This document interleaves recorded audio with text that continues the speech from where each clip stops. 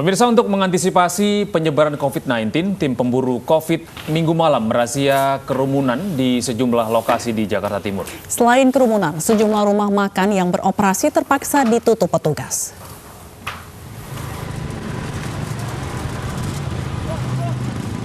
Petugas gabungan terdiri dari polisi dan Pol PP Minggu malam terpaksa membubarkan kerumunan warga yang berada di flyover Klender, Pulau Gadung, Jakarta Timur. Razia ini digelar petugas karena banyaknya warga yang berkumpul dan tidak mematuhi protokol kesehatan. Selain warga, petugas juga memaksa pedagang yang menjajakan dagangannya di atas flyover Klender untuk ditutup. Kita di lokasi flyover Klender dan tadi juga sebelumnya kita sudah menyisir wilayah Kayu Putih. Ada beberapa PKL yang masih buka dan makan di tempat. Hasilnya kita tertibkan. Lanjut tadi di Jalan Pondasi juga masih di Kayu Putih ada 2 PKL juga kita langsung tertibkan. Selain di flyover Klender, tim pemburu COVID-19 juga menertibkan sejumlah rumah makan tenda yang beroperasi di kawasan Kayu Putih, Pulau Gadung, Jakarta Timur. Meski sempat menuai protes, namun petugas tetap membongkar warung makan yang masih beroperasi di jam yang melebihi batas. Dari Jakarta, Rio Manik, iNews melaporkan. Puluhan mak-mak geruduk rumah terduga pelaku penipuan arisan online di Deli Serdang, Sumatera Utara. Korban yang didominasi para ibu rumah tangga dirugikan hingga ratusan juta rupiah saat mereka mengikuti arisan online.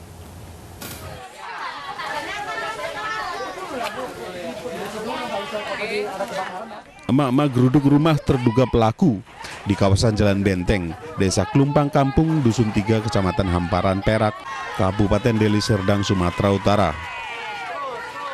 Korban arisan online hanya bisa berteriak di depan pagar rumah diduga pelaku bernama Fitri yang telah kabur dengan membawa uang anggota arisan online-nya dengan total 6 miliar rupiah. Ada ratusan warga menjadi korban pelaku yang dijanjikan mendapat keuntungan 3 juta per bulannya. Namun hingga saat ini belum pernah mendapatkan hasil apapun. Per 2 minggu itu dijanjikan bunganya 1,5 juta dari 10 juta. Ini siapa nama tersangka ini siapa?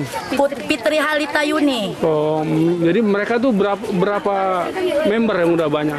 Member kami semua ada hampir 100 lebih. Dia 100 lebih. Dia udah berlangsung berapa bulan beraktivitas seperti ini? Kalau saya gabung sama dia udah 1 tahun. Udah 1 tahun. Sama kami. Terduga pelaku diduga kabur awal Januari 2021 lalu setelah mengetahui dirinya dilaporkan ke Polda Sumatera Utara oleh sejumlah korban lainnya. Dari Deli Serdang, Sumatera Utara, Yuda Bahar, iNews melaporkan. Ya, ini bukan kali pertama kasus seperti ini ya, Zila. Kasus seperti ini sering kali terjadi, dan ini seharusnya warga sudah mulai aware gitu ya, bahwa ketika ada investasi yang menawarkan keuntungan yang fantastis, seharusnya wajib untuk dicurigai. Gitu. Karena memang terkadang ibu rumah tangga ini cepat menyerap informasi, jadi sekali lagi benar harus jeli dan harus benar-benar teliti gitu kan, karena diiming-imingi oleh keuntungan yang lumayan gitu. Dan pemirsa, membuat resah warga sekitar pabrik minuman keras tradisional atau tuak di Banyumas, Jawa Tengah digerebek tim Satria Sabara Polresta Banyumas. Dan dalam penggerbekan ini 2 pelaku dan ratusan liter tuak diamankan petugas.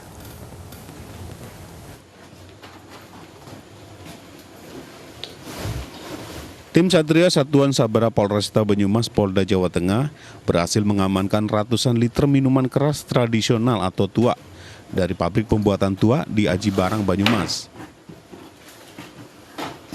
Polisi mendapati ratusan liter tuak ini di dalam bak penampung dan jerigen-jerigen yang siap untuk dijual.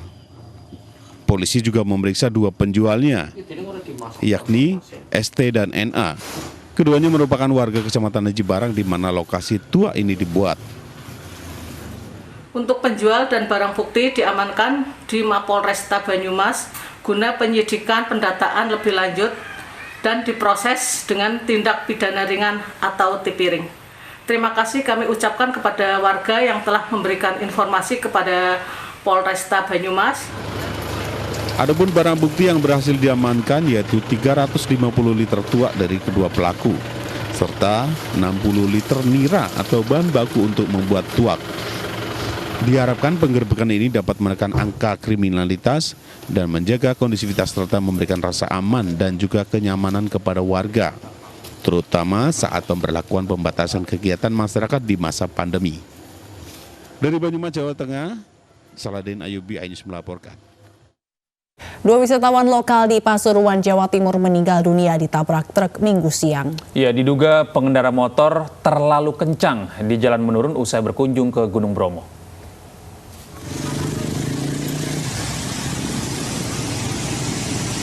Dua pengendara motor meninggal di tempat, tepatnya di jalur wisata Gunung Bromo, Desa Pohgading, Kecamatan Paserpan, Pasuruan.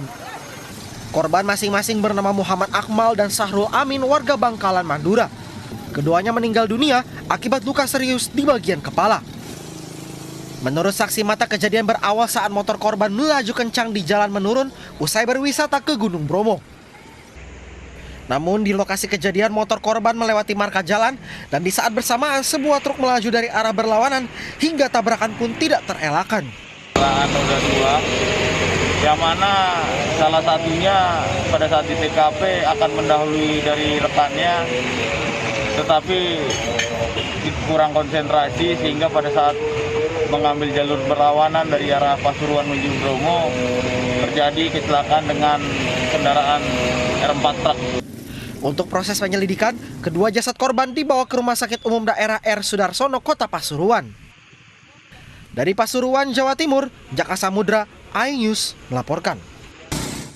Iya, ini kan pulang dari Bromo dalam kondisi mungkin lelah begitu ya, sehingga kontrolnya masih kurang. Seharusnya ini makanya mengingatkan kembali kepada wisatawan untuk harus berhati-hati. Benar, karena kan mungkin semenjak pandemi ini jalanan agak lebih sepi dibandingkan sebelum pandemi gitu kan. Jadi orang terlena sehingga kecepatan juga ditambah ngebut gitu. Jadi harus hati-hati ya gitu.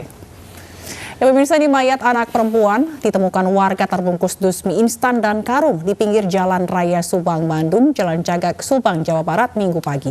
Ya, sehari sebelumnya warga melihat seorang pria menyimpan karung tersebut lalu naik kendaraan umum menuju arah Bandung.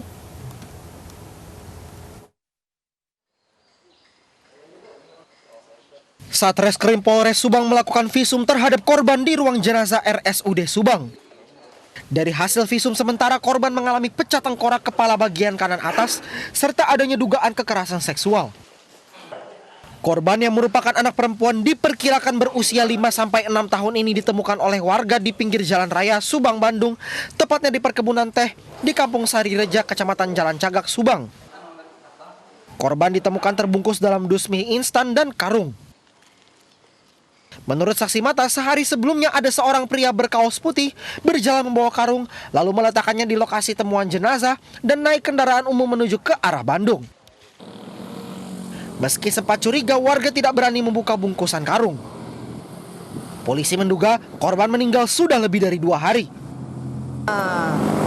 Saya dengan teman-teman di sini nggak curiga apa-apa. Ya, saya mungkin itu ketinggalan gitu. Kasus kini dalam penanganan Satreskrim Polres Subang. Ditemukan di TKP atau ada sebuah bungkusan yang dibungkus oleh kardus yang sudah dibuka oleh masyarakat. Kemudian kami koordinasi dengan rekan kami yang dari identifikasi. Kemudian di situ dibuka, ternyata di sana ditemukan sesosok mayat mungkin yang diperkirakan berumur di antara 5-6 tahun. Dari Subang, Jawa Barat, Yudi Heriawan Juanda, iNews melaporkan. Ya, Zila, selain penemuan jasad anak, ini juga ada penemuan jasad wanita di Subang, Jawa Barat, ditemukan tewas tanpa busana di dalam kamar kos di Jalan Tukat, Batanghari, Denpasar, Bali. Korban diduga tewas dibunuh karena ada luka senjata tajam di lehernya. Dwi Farika Lesari, wanita 24 tahun asal Subang, Jawa Barat, ditemukan tidak bernyawa di kamar kos yang terletak di lantai 2 di Thalia Homestay Jalan Tukat, Batanghari, Denpasar, Bali. Saat ditemukan, korban dalam kondisi nirbusana dan bersimbah darah. Penemuan jasad korban berawal dari kecurigaan teman kos yang mendengar suara seperti benda jatuh dari kamar korban. Saksi bersama penjaga kos kemudian melihat kamar korban dan menemukan korban tewas dengan luka senjata tajam di lehernya. Polresta Denpasar sudah memeriksa 4 saksi dalam kasus ini. Dari olah TKP sementara yang dilakukan pihak kepolisian, memang ditemukan korban dalam kondisi meninggal dunia dan ditemukan darah di seputaran TKP. Kita menduga memang dugaan awal telah terjadi dugaan tindak pidana pembunuhan. Jenazah korban kemudian dibawa ke Rumah Sakit Sanglah untuk diotopsi guna kepentingan penyelidikan. Dari Denpasar, Bali, Aris Wiyanto, iNews melaporkan. Pemirsa, seorang tahanan kasus narkoba Polres Indramayu yang dititipkan di lapas kelas 2B Indramayu, Jawa Barat tewas dengan luka lebam di tubuhnya. Ya, korban diduga tewas dianiaya akibat dendam sesama tahanan.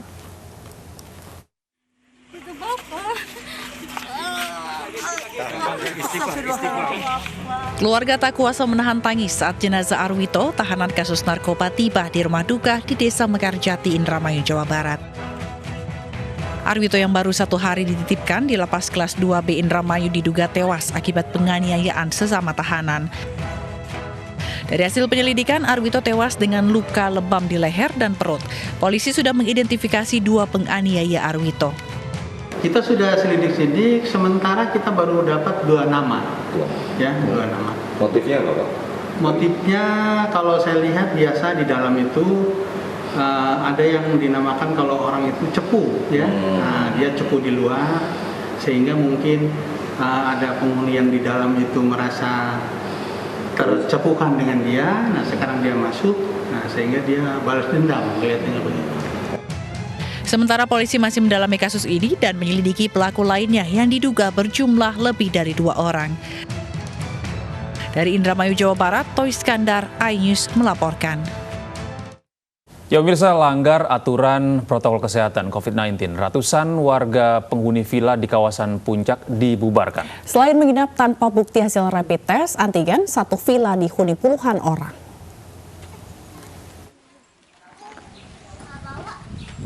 Petugas Satuan Gugus Tugas Penanggulangan COVID-19 di Kabupaten Bogor gencar merazia penghuni villa yang melanggar protokol kesehatan pencegahan COVID-19.